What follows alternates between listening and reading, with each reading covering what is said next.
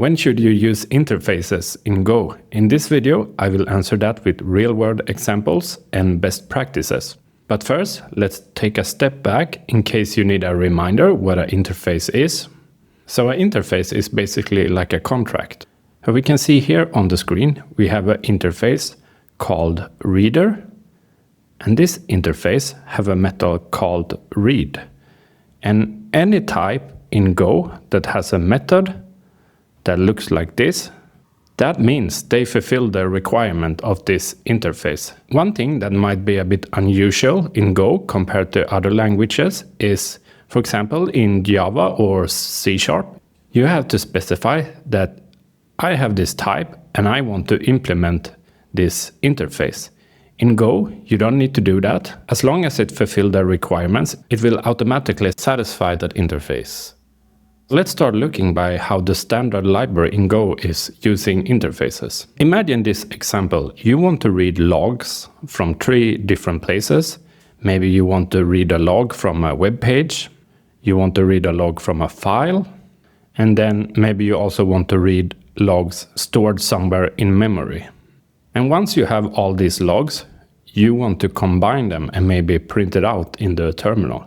How could you do that? Let's start going through the first example. I will comment out this interface for now.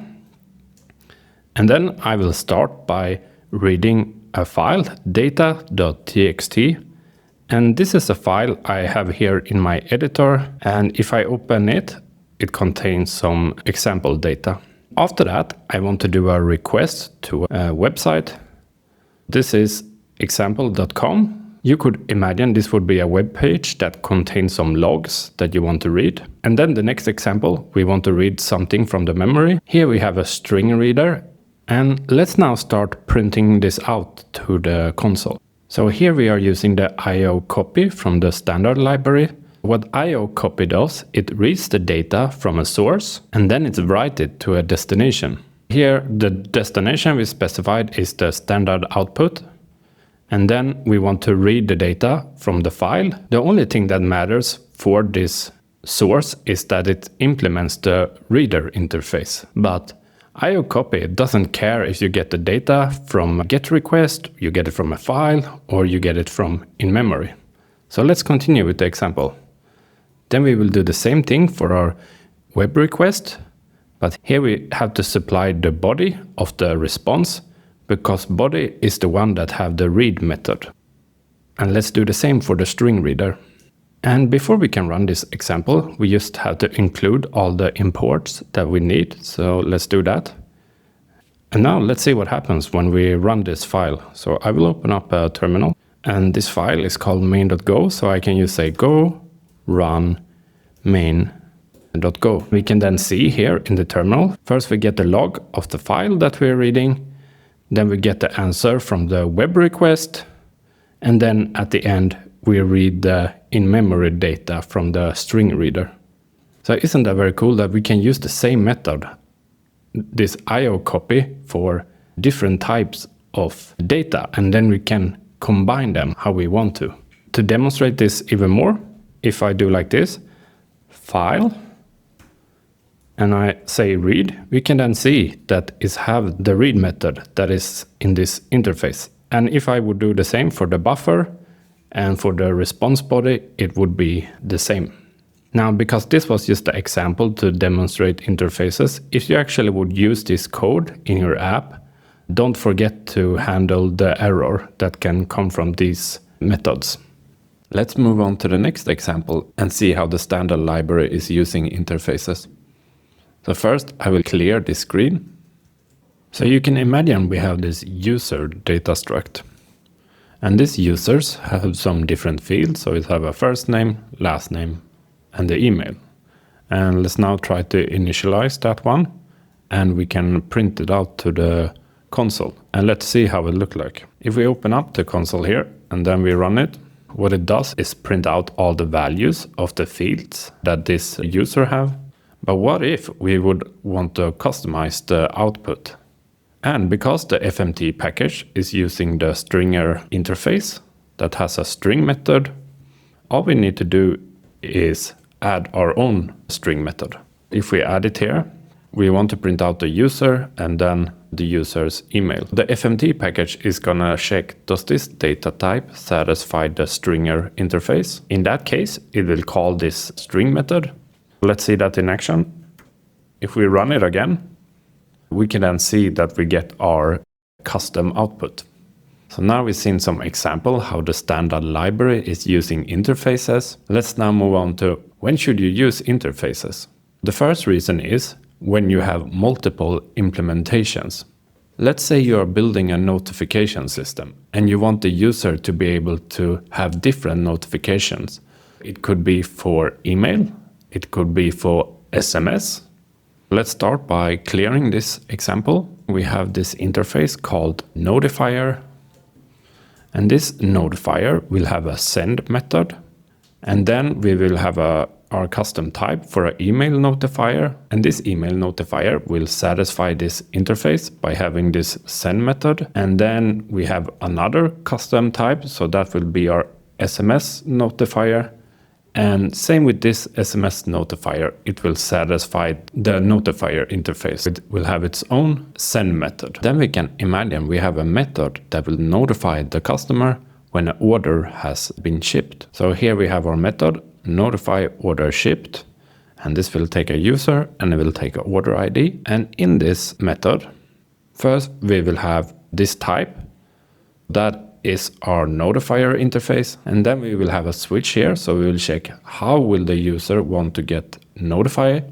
You can imagine in the app this is some kind of settings they set up, and in case is SMS, we will create our SMS notifier. If not, as a default we will use the email notifier.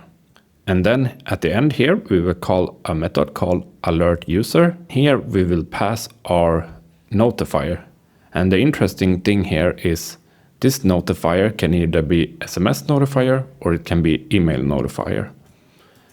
And then we will have the alert user method. The only thing that alert user is doing is calling the send method, but it doesn't care if it's a SMS notifier or an email notifier. When you have multiple implementation, it's a good idea to use interfaces. Let's move on to the next example. The next situation when you want to use interfaces is when you need to write testable code. Let's say that you have this method, and this method is calling a database. With this method, we want to check if an admin can access the admin panel. Let's say we want to write a test for this method. The problem now in this method is quite hard to test this functionality. And that's because we are calling the database inside here. And when testing business logic, it would be nice if you don't have to call the database. We want to have a unit test, and for that unit test, we don't want any external dependencies. Let's see then, how could we fix this? We can start by removing that method, and then we will create our interface.